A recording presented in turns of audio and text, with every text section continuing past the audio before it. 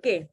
So beliau adalah Puan Fiza ataupun kita panggil Coach Fiza Oh, kenapa slide saya sengit ni? Okay. So Fiza dah ada dekat sini ke? Alhamdulillah, Doktor. Alhamdulillah. Okay.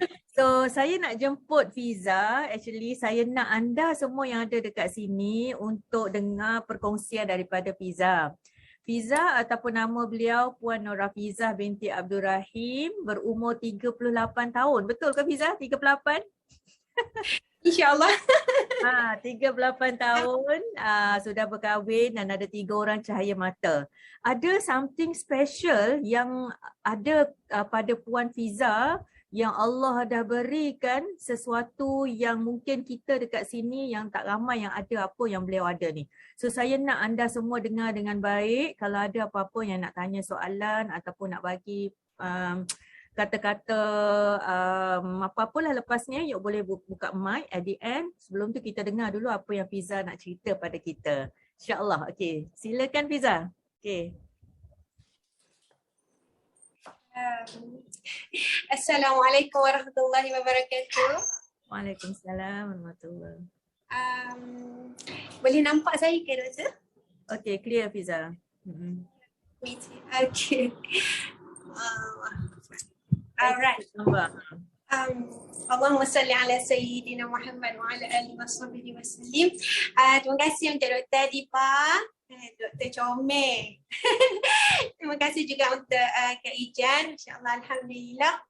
Alhamdulillah Allah ya wajib dah Alhamdulillah pertemukan saya dengan doktor. Dan hari ini Alhamdulillah Allah ya jamik menemukan kita semua. InsyaAllah, Masya Allah. Okay, tak nak buang masa. Okay, seperti doktor cakap, saya perkenalkan diri. Okay, saya Norafizah binti Abdul Rahim. Sebenarnya saya ada 4 orang anak, tapi sebenarnya the first one dah meninggal masa selepas 14 hari melahirkan lah, sebab dia extreme premature. So yang ada sekarang Alhamdulillah 3 orang sihat. InsyaAllah anak soleh-solehah. Masya Allah. Okay. Kan hidup ni penuh, kita sebagai hamba memang selayaknya diuji. Jadi pada kadar umur yang agak muda sebenarnya, semasa saya menyusukan anak nombor 2 sebenarnya, saya memang sangat menyokong penyusuan susu ibu. Dan masa anak saya nombor 2, saya menyusukan ibu, dan dalam masa yang sama saya mengandung. Masa saya mengandung, dan mula-mula tu perjalanan tu bila disahkan mengandung, seronoklah, happy. Husband bagi hadiah, husband bagi hadiah suplemen masa tu. Sebab dia tahu saya ni sukalah benda-benda macam tu. Tapi di awal-awal lagi, Allah uji lagi. Mula-mula Allah uji dengan ujian kegembiraan. Dan kemudian Allah datangkan pula ujian di mana masa baby berumur 14 minggu tu, Allah berikan pula ujian. Dia kata, Fiza, ni ujian untuk engkau sebenarnya. Okay? Saya disahkan kanser, mengidap kanser, breast cancer tahap 3. 3C lah. Dan masa tu orang muda, bila kena breast cancer, kita tahu itu adalah mahkota wanita. Jadi kita rasa, alamak aku muda, mahkota seorang wanita hilang, dan macam-macam fikiran tu. Nah, Fiza, sorry, masa tu umur Fiza berapa? Cuba cerita. Okay, masa disahkan kanser tu umur saya baru masuk 30. Awal sangat 30. Jadi saya rasa muda sebenarnya 30. Baru rasa sebab saya kahwin umur 25 macam tu. So baru 5 tahun berkahwin. Masya Allah.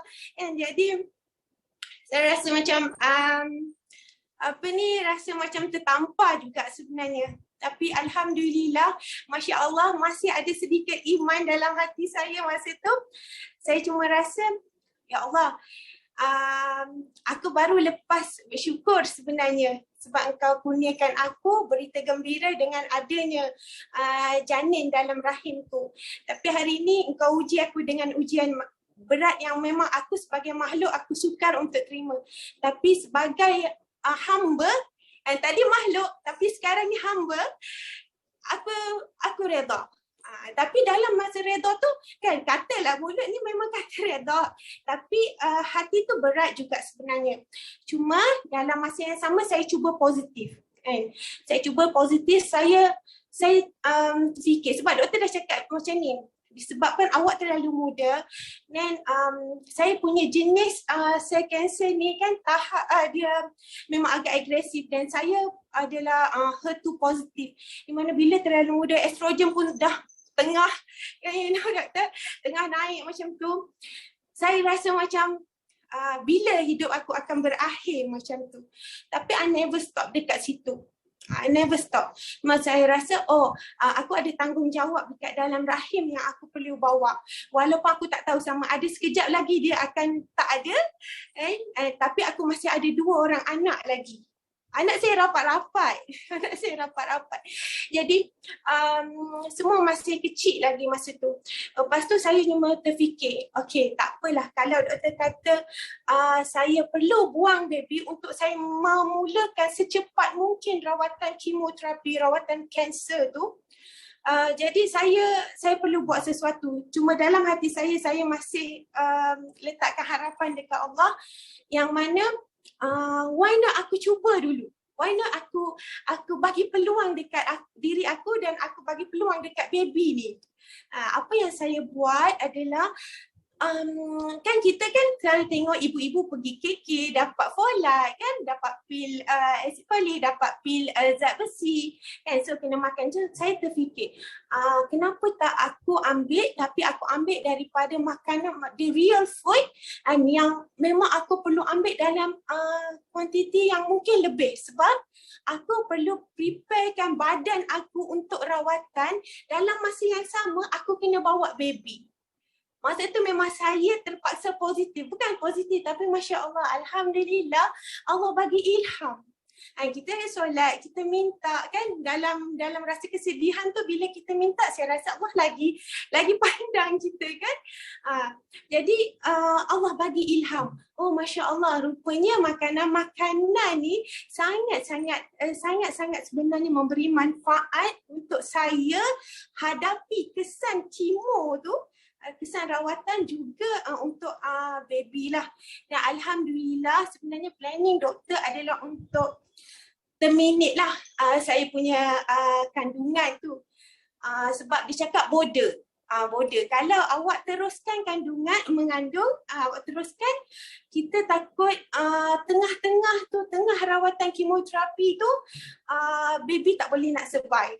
Dia kata macam tu. Sebab you know kan, rambut pun gugur macam-macam ni. Lagi baby. Tapi Masya Allah, itulah kuasa Allah namanya. Dan Masya Allah, tiada siapa yang dapat menolak. Dan Allah, Masya Allah. Dan saya bila cakap bab ni memang rasa macam sangat touching. Sangat touching. Masya Allah. Allahumma salli. Okeylah, cuma saya nak cakap Alhamdulillah anak saya sihat sampai sekarang, dan saya nak share tentang perjalanan journey tu semasa rawatan. Masya Allah, saya masa rawatan tu saya kena 9 kali kemoterapi plus 17 kali targeted terapi. What is targeted terapi? Targeted terapi tu disebabkan saya HER2 positif, dan dia lebih kurang sama macam kemo, sama ubat macam kemo masuk kan, kena drip, then ditambah dengan 23 kali radioterapi. Semasa kemo tu Alhamdulillah Masya Allah, sebab saya nak bagi tahu dekat sini, please, bila you all atau ahli keluarga disahkan kanser, jangan terus-terus duduk dalam bilik you menyendiri dan tanya kenapa, bila aku nak mati. Please don't. Sebab kebiasaannya you akan ada masa seminggu, 2 minggu, 3 minggu, mungkin sebulan doktor akan bagi masa untuk you buat keputusan sama ada untuk memulakan secepat mungkin rawatan ataupun macam mana you nak hold. So, apa yang saya buat within masa yang doktor bagi tu untuk saya berfikir sama ada nak terminate baby tu, saya cari makanan-makanan yang baik. Saya ambil banyak, saya tinggikan pengambilan protein. Saya ambil buah-buah dan saya memang dah tolak tepi lah ni. Fast food apa semua memang saya tolak tepi. Saya dekat rumah saya memang hanya makanan yang baik-baik. Buah-buah dan sayur-sayur. Dan saya jenis yang pilih. Saya memang jenis yang memilih quality of sayur tu, quality of buah tu. Saya tak ambil lah macam orang kata macam kalau ada buah mango dengan buah nenas, saya memang akan prefer lebih buah nenas macam itulah. Walaupun kita tahu kan vitamin C, tapi memang saya akan lebihkan kualiti lah semasa memilih tu. So bila saya ambil sebelum start kemo lagi saya dah prepare. Saya ambil pagi mesti saya ambil jus, buah-buah dan sayur-sayur tu saya tambah juga dengan protein. Lepas tu saya memang tambah juga dengan aloe vera. Lepas tu malam pun saya ambil dan biasa masa start sebelum rawatan tu memang saya dah ambil dah tengah hari. Sebab saya nak bagi badan saya fit. Sebelum start kemo lagi saya dah prepare badan saya. Sebab bagi saya nak baby saya survive. Saya nak buktikan dekat doktor. Tak perlu doktor, saya tak perlu terminate sebenarnya. Saya cuba jaga juga baby. Dan sebab ni amanah Allah.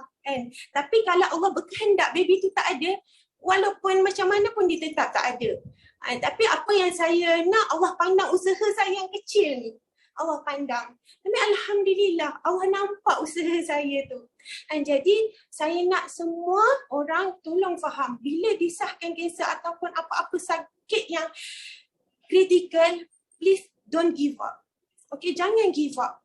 Jangan duduk sorang-sorang, menangis dalam bilik sebab tak akan datangkan apa-apa kebaikan. Bila you tahu, sebenarnya you kena kenal pasti penyakit you tu. Semua kena kenal pasti penyakit ni. Sebab saya bila disahkan kanser sahaja, saya terus masa ujian biopsi tu keluar, and then dah buat operation, semua dah ambil sampel semua. Dan bila doktor serahkan surat, dia nak bagi tahu saya kanser tu, selepas tu je saya nangislah peluk nurse tu. Lepas tu saya atau saya cuma prepare, saya cuma fikir apa aku nak buat.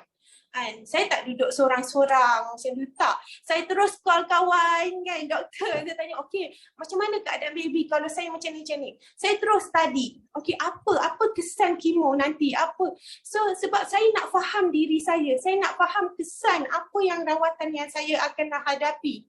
Jadi bila saya kenal pasti penyakit saya kenal pasti kesan dia, jadi saya tahu apa saya nak buat.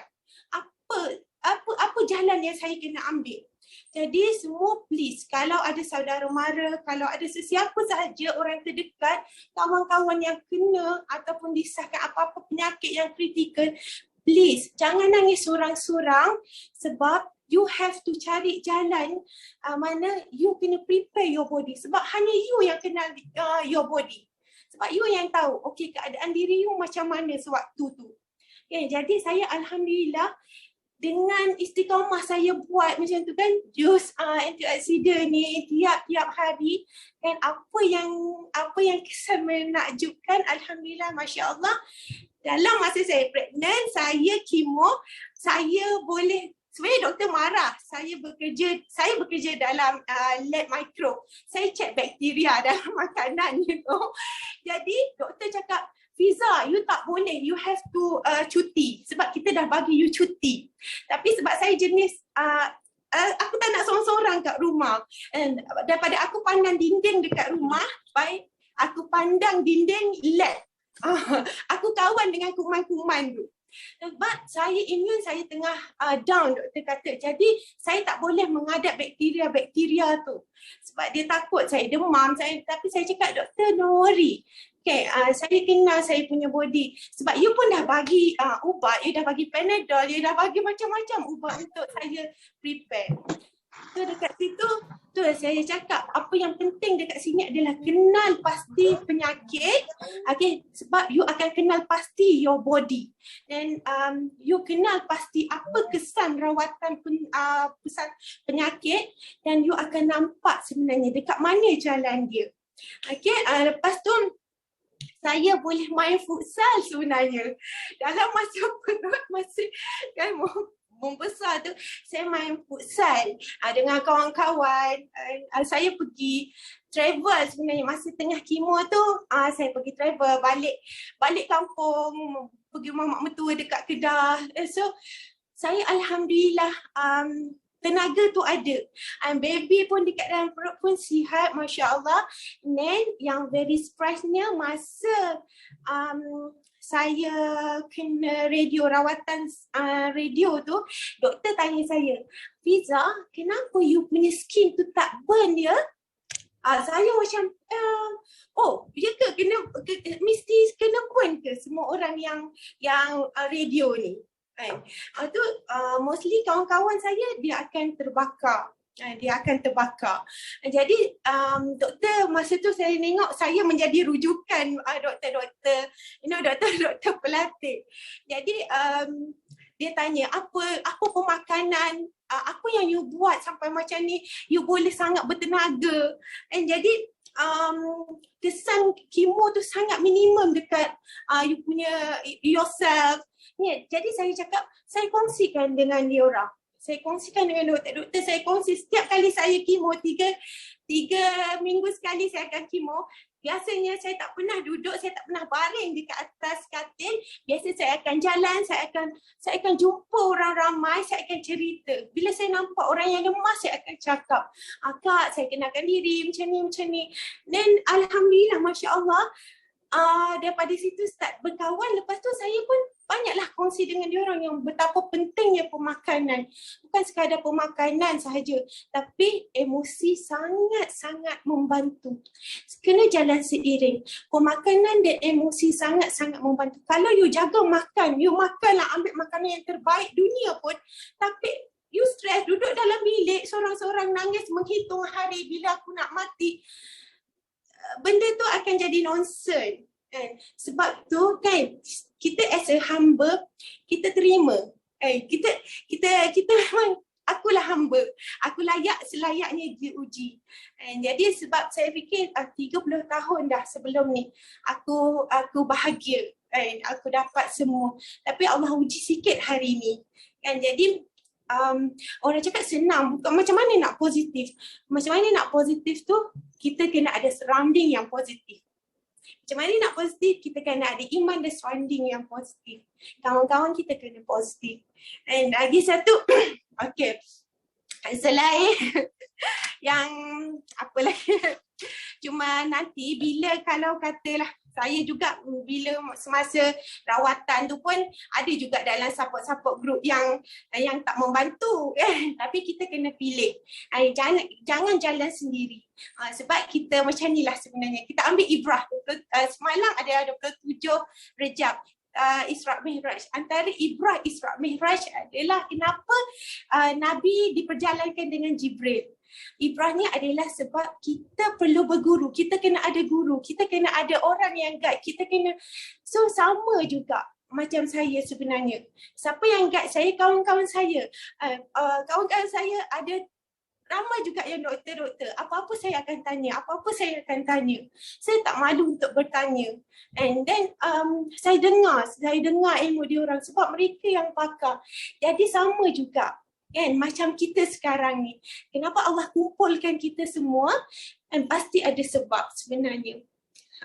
Sama macam saya, kenapa Allah bagi saya ujian kanser dan Allah bagi lagi masa dan kesihatan saya sampai hari ni.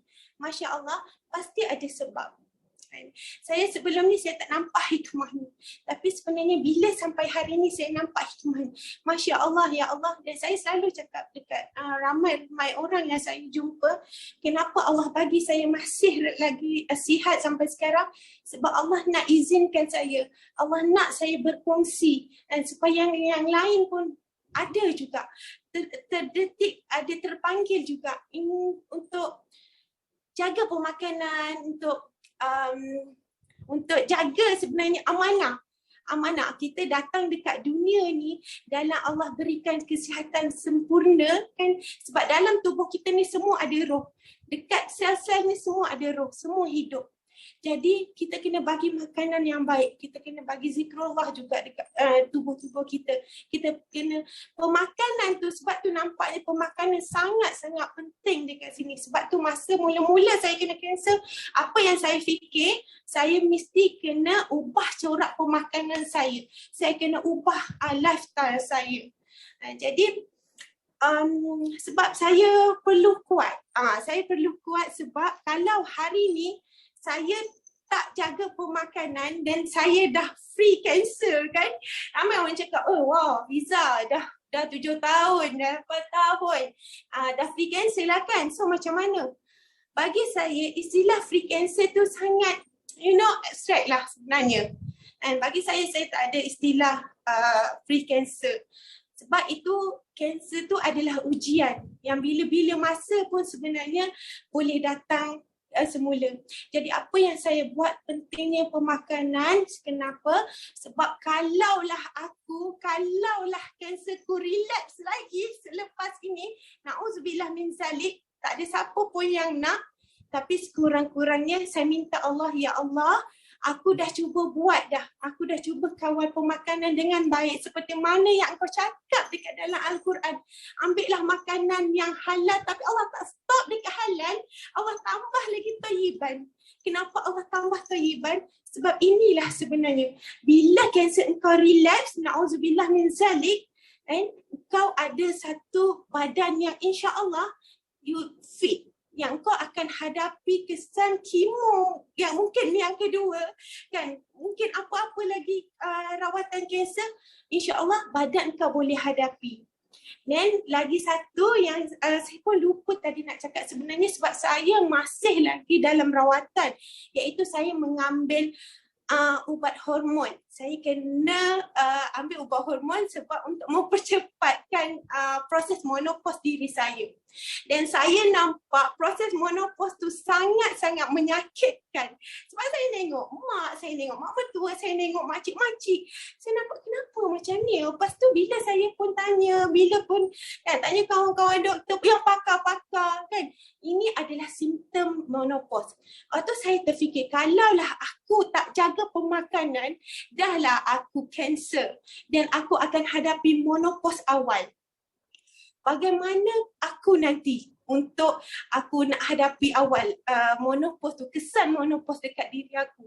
Aku akan lemah, aku akan macam-macam, kulit aku akan wrinkle cepat ada. Yang kita tak nak, sebagai wanita kita tak nak macam tu. Jadi saya memang nampak sangat-sangat saya perlu lebihkan protein, sebab kita tahu protein sangat membantu untuk pembinaan sel-sel baru. Jadi saya rasa pengambilan makanan yang seimbang kan, pengurangan makanan bergula, makanan bertepung sebenarnya sangat membantu proses premenopause sendiri pada diri saya. Jadi saya tak nak kelihatan tua sebelum masa walaupun saya mengambil ubat hormon. Jadi itulah inisiatif yang perlu ambil. Sebab tu saya cakap daripada awal-awal, please kenal diri anda sendiri dan apa kesan rawatan ataupun penyakit yang anda hadapi. Sebab bila kita kenal diri kita, kan, kita dah tahu. Saya ulang, rasanya saya ulang 2-3 kali benda yang sama. Jadi sebab itulah berapa minit doktor sebenarnya saya ada. Okay, ada last few words kalau Fiza nak tambah, pesanan lah, pesanan untuk kita semua ni. Alright. Sangat. Okay, insyaAllah. Okay, saya pun tak cakap banyak. InsyaAllah, cuma kalau ada inginkan apa-apa perkongsian yang baik, okay, boleh PM. InsyaAllah, insyaAllah. Okay, kalau adalah hari ni, kan, mula, selepas saya cakap ni ada start mula tertanya apa sepatutnya aku perlu buat, please. Okay, carilah support group, carilah orang yang you rasa ada ilmu yang betul. Okay, bukan setakat ilmu Google sahaja. Yeah. Okay, semua orang boleh jadi doktor Google, semua orang boleh jadi kan, cikgu Google. Jadi please cari orang yang betul-betul, tapi macam mana kita nak cari orang yang guru mursyid ni, orang cakap kan, Ustaz Rahman cakap, minta doa. Doa tu sangat penting. Okay, satu doa tanpa henti. Lepas tu ikut apa yang Allah cakap. Okay, Allah suruh ambil makanan yang halal dan tayyiban, ambillah. Sebab sebenarnya ia sangat memberikan manfaat. Kan?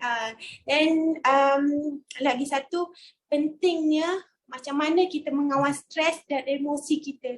Sebab tu saya rasa kan, Masya Allah, Alhamdulillah, anda kena cari hari ni, cuba duduk sebentar muhasabah kenapa aku terpanggil dan aku masuk hari ni. Aku ada dengan Dr. Alibah, aku ada dengan Kak Ijan, aku ada dengan coach-coach yang lain. Masya Allah, kenapa aku ada dalam grup ni.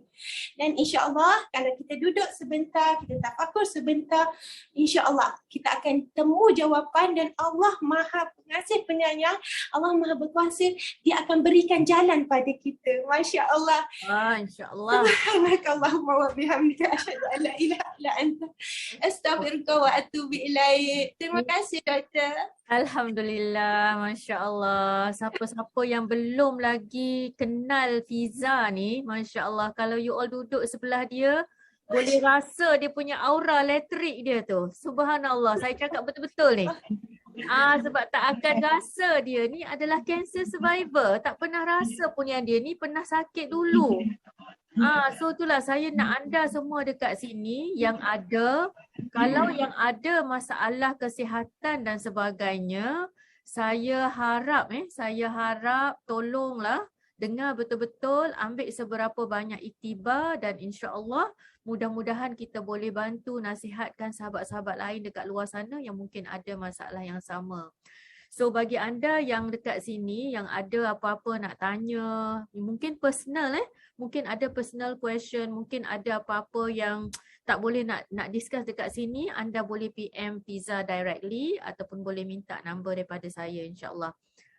Fiza boleh bantu, insya-Allah.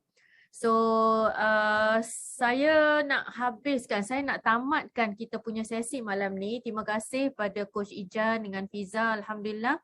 Saya harap anda yang ada dekat sini tolong doakan dalam hati masing-masing. Mudah-mudahan Allah bagi kesembuhan yang sepenuhnya pada Fiza.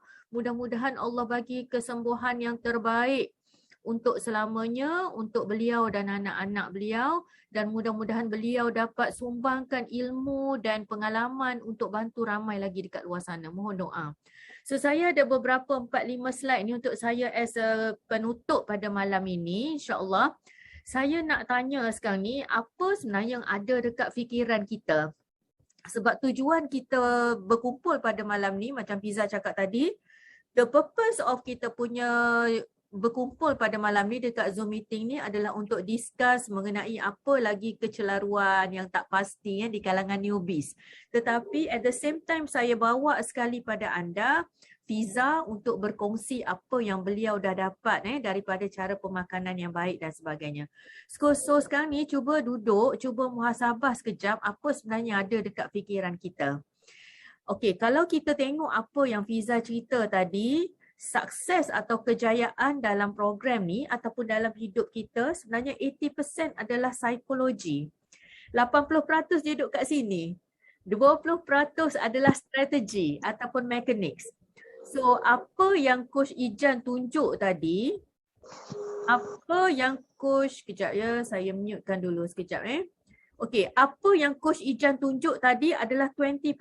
That is mechanics ataupun strategi. 80% adalah input daripada apa yang Fiza cerita pada kita tadi. So that's why the fundamentals dalam program anti-inflammatory diet ni adalah lebih pada dekat sini. Okay, yang ni yang penting persediaan mental. So for those of you yang baru nak mula, make sure anda prepare dekat sini dengan mantap sebelum anda bermula, insya-Allah. So bila sebelum bermula juga saya nak anda fikir sebenarnya penyakit ni apa.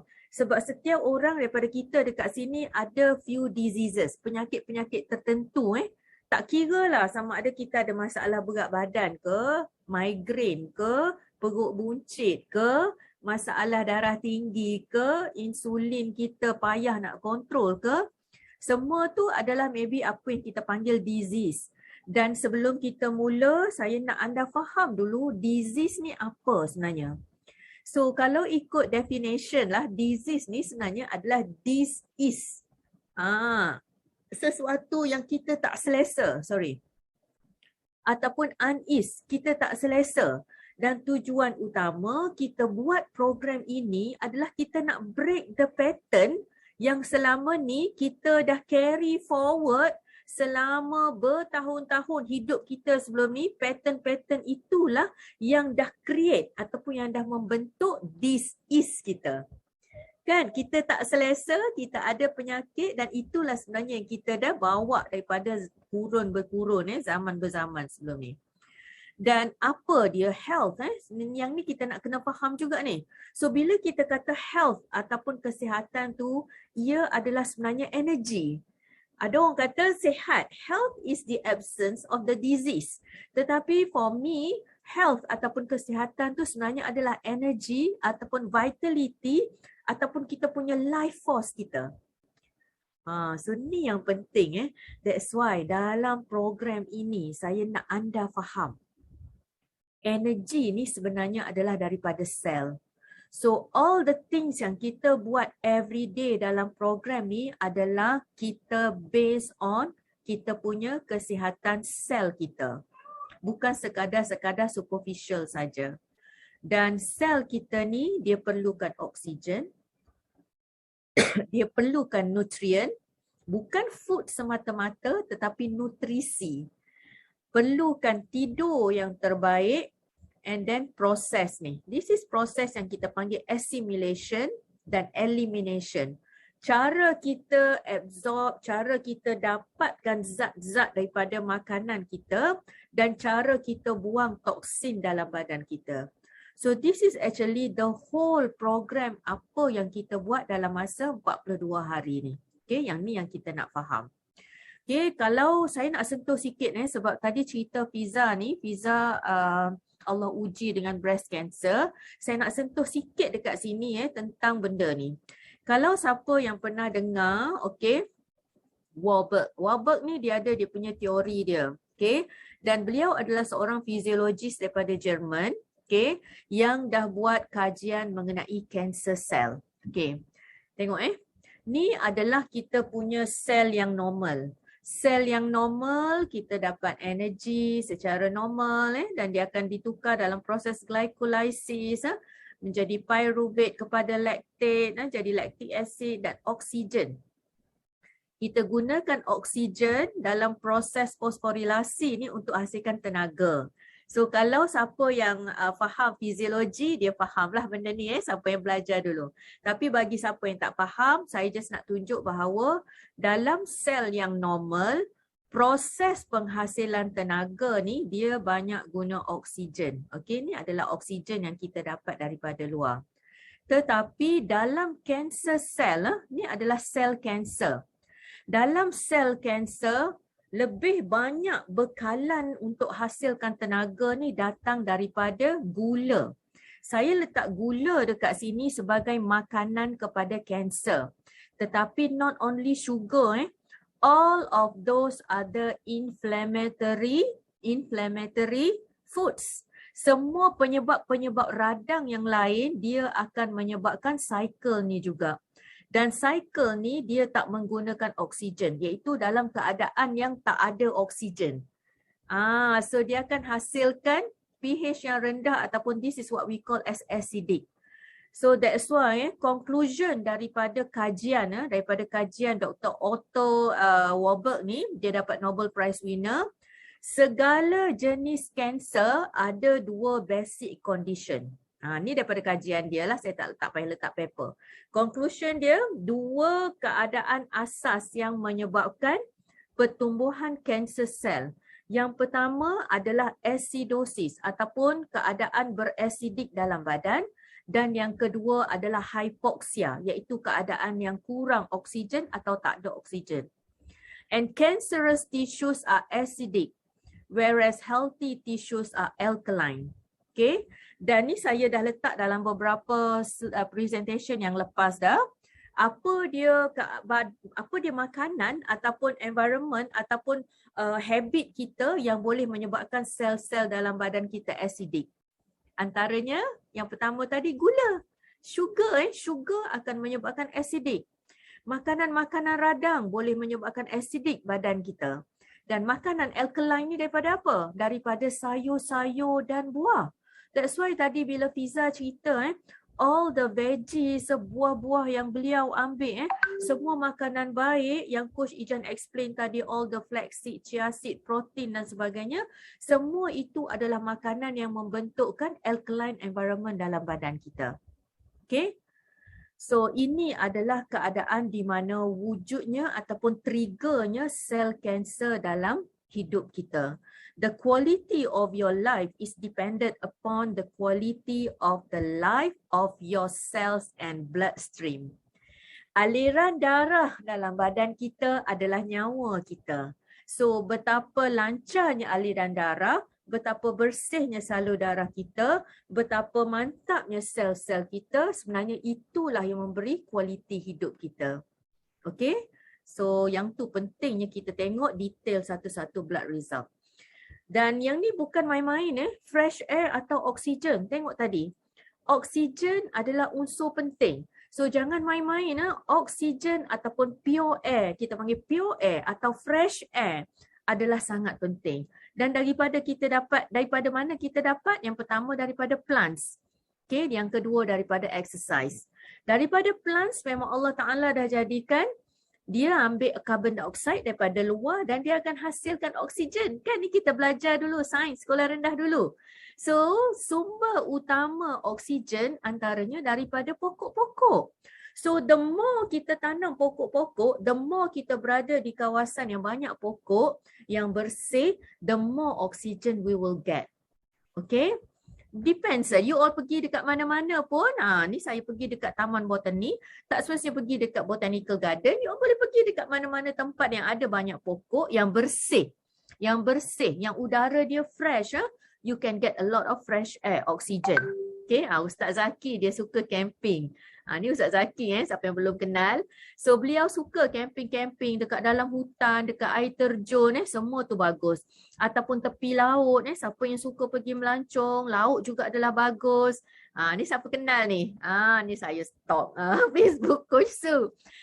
Su dia suka hiking tempat-tempat gini ataupun Coach Linda suka exercise. This is a very good activity yang akan generate pure air atau oksigen dalam badan kita. Hiking, Coach Ija suka hiking. Semua ni adalah antara exercise.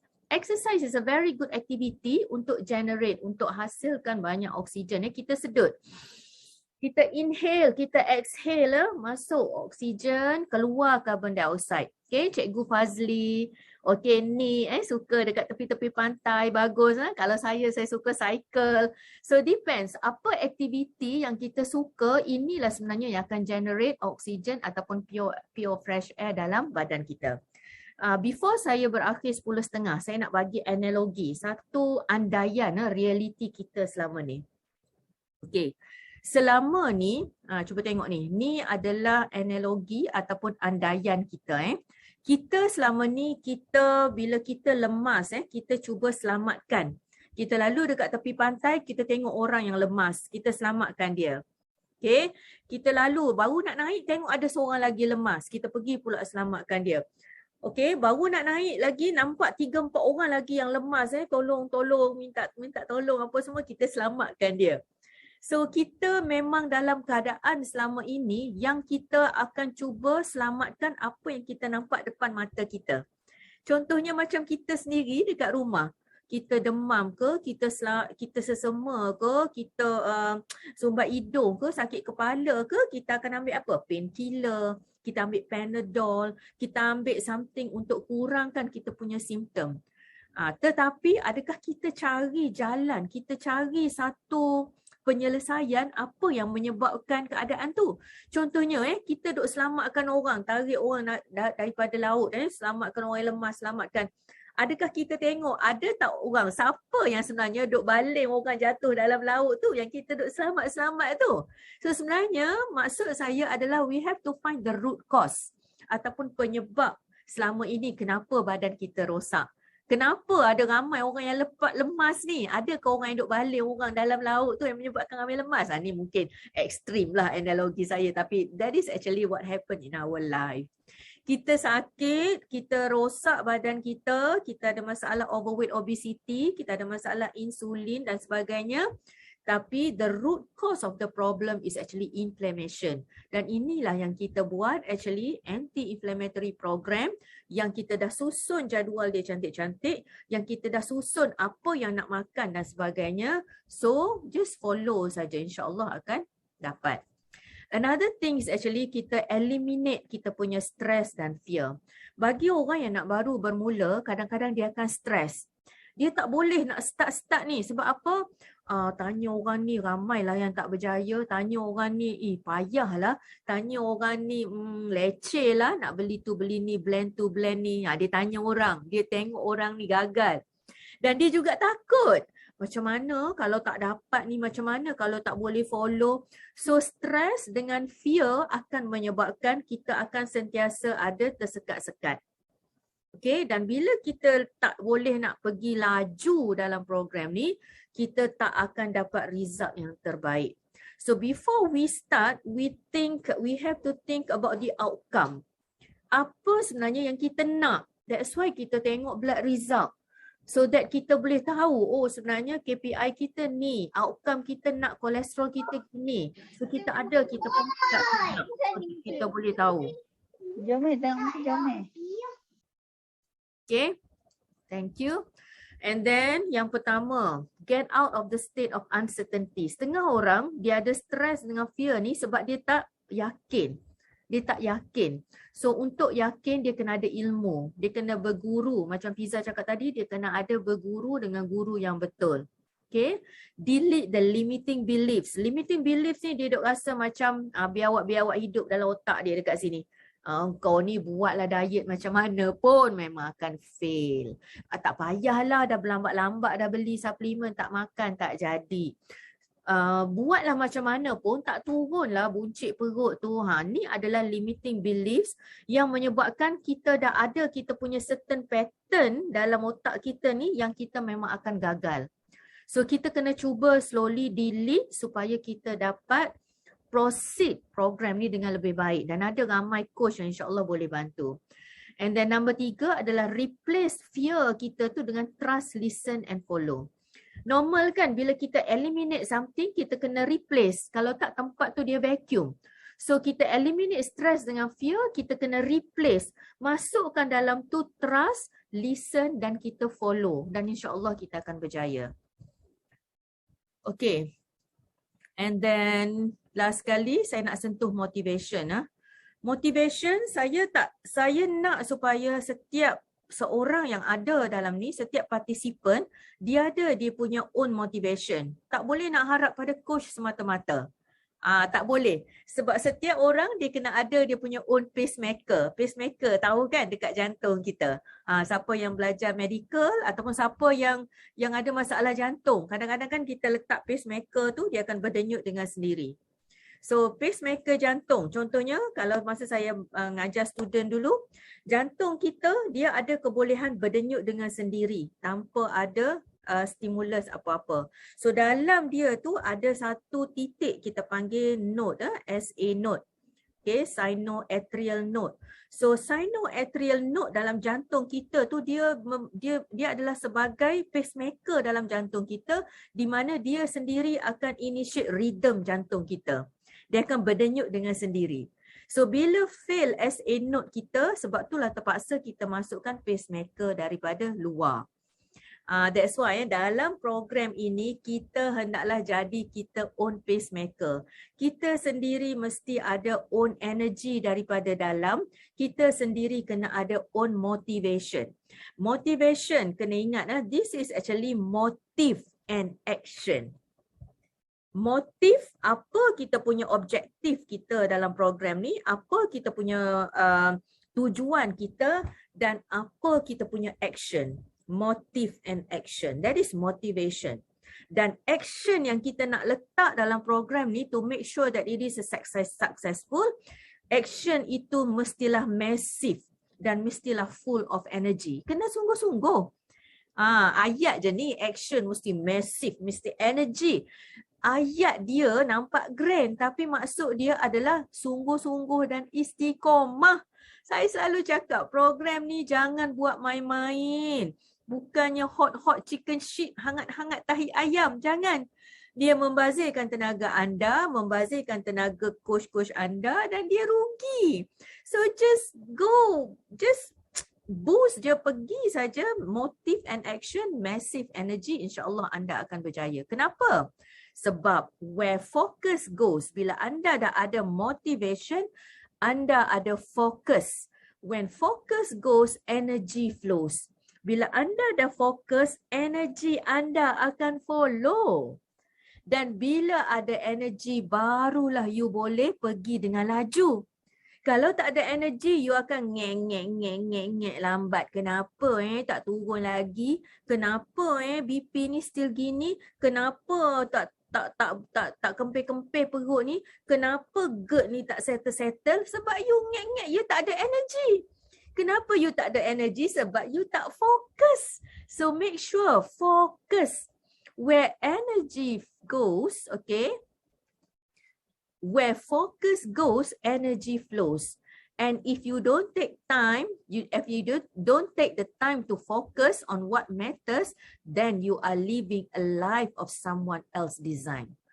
So kita ni sibuk sangat duduk design orang lain punya plan. Sampai kadang-kadang kita lupa nak design kita punya own life and death. This is actually our own time. Kita nak design kehidupan kita sendiri di sini dan di sana. Okay, ni adalah satu peluang. And yang last kali, yang kelima adalah have fun. Yang ni yang penting. Sebab kalau kita tak ada rasa happy, kita tak ada rasa have fun, kita tak boleh nak proceed. Sempoi-sempoi, santai-santai, happy-happy, insyaAllah. Kita kena create ataupun design the fun part. Mula-mula memang tak rasa ada fun. Alamak, nak potong-potong ni lah, leceh lah. Tengok Coach Ijan tadi buat pack-pack letak dalam freezer. Mula-mula memang kena create dulu, kena design, kena buat dulu habit tu. Lepas tu insyaAllah kita akan dapat rhythm kita sendiri. Okay? And then yang kelima juga yang penting adalah words. Ni adalah penting sebab kadang-kadang saya perhatikan ada orang yang dia cakap lepas je. Maksudnya macam mana kita bercakap dengan orang lain, pentingnya words yang kita keluarkan untuk orang, begitu penting jugalah words yang kita keluarkan untuk diri kita. Kadang-kadang orang cakap, alah matilah aku. Sebut matilah. Alah teruklah benda ni. Alah dahsyat lah program ni. Alah leceh lah. That's the words yang akan masuk dalam you punya mindset dan akan bentukkan you punya energy. So cuba bayangkan. Tolong replace words-words yang matilah, naklah, celaka lah apa semua kan. Na'udzubillah min zalik. Ramai orang sebut benda-benda tu. Bila ada rasa tak puas hati, rasa sedih, dia akan sebut benda-benda yang tak sepatutnya. So bila dia sebut dekat orang lain, kita boleh dengar, kita boleh betulkan maybe, kita boleh tegur. Tapi apa yang kita sebut dekat diri kita, itulah sebenarnya lebih penting. How we talk to others and how we talk to ourselves. Yang tu yang lebih penting, yang akan menentukan kita berjaya ataupun tidak. And happiness equals to growth. Kalau kita tak berkembang, kalau kita tak progress, kita tak happy biasanya. Yes, kita rasa kita dapat something tapi kita duduk stuck dekat situ, biasanya it's not a happiness. So kita grow, kita go to the next level, kita berjaya, kita pecahkan rekod kita sendiri. InsyaAllah benda tu akan bring happiness pada kita.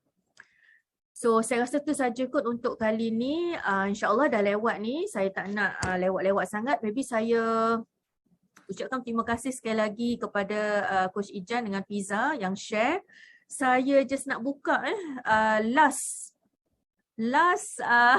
minute ni, minit terakhir ni, kalau ada siapa soalan-soalan yang nak tanya, boleh on your mic, maybe dalam 10-20 saat terakhir ada nak tanya ke?